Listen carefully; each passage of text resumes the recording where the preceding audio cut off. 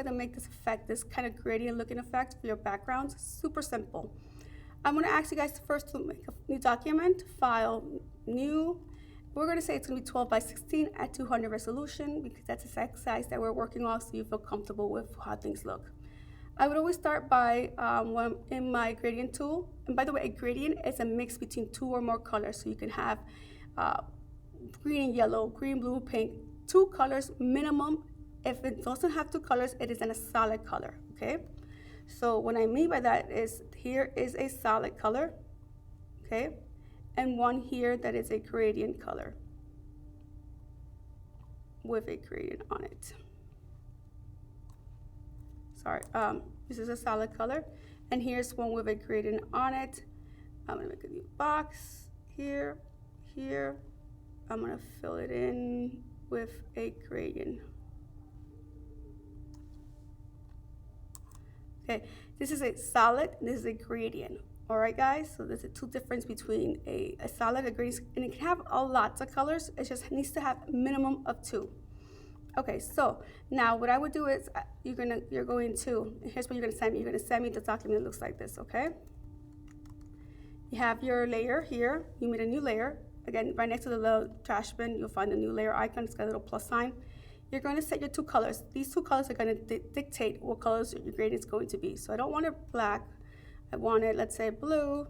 And I want the background, this is the foreground, the background color to be, it's red and blue. You guys pick your team colors. Then I'm going to go to the gradient tool. And here, you'll see if it's like this already. Something's got the last colors you used before. You're going to go to basics, okay? This one is created for you. And it's going to be based on the 2 colors you chose. And then you have options, okay? You have your linear, radial, angle, reflective, and diamond. Linear basically means you're gonna go make a line. Wherever you make your line, sorry, I'm on linear. Wherever you make a line, it's gonna dictate how long the gradient is. So if I wanna make this into a longer gradient, I can just pull the line all the way down. If I wanna make this into, and this diamond here is the dominant. It tells you how much it is of each color. Right now, it's at 50. In the middle, so it's 50% red and 50% blue. If I wanted it to be more blue dominant, I would just take this diamond and increase it, making it longer blue. Or opposite, if I want it to be more red, okay? If I wanted this to be more different color, I don't want this red, I want a darker red, I would just double click on this. A color picker will pop up and I will change the color. As the same as this one, I want to change this color, change it from here, okay?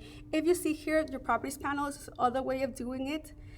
If you don't have your properties panel, this will look like this. But your properties panel is also very helpful to change your gradients. You can do it from here. And it would also change it from here. You can change it, you can change the direction of your gradient at any point you like. You can change, I don't like that color, I'm just quickly change it. You can change the type of gradient you have. This is a linear. What it would look like as a radial, okay? Just imagine if this was like, right? And what if this was like a light kind of blue?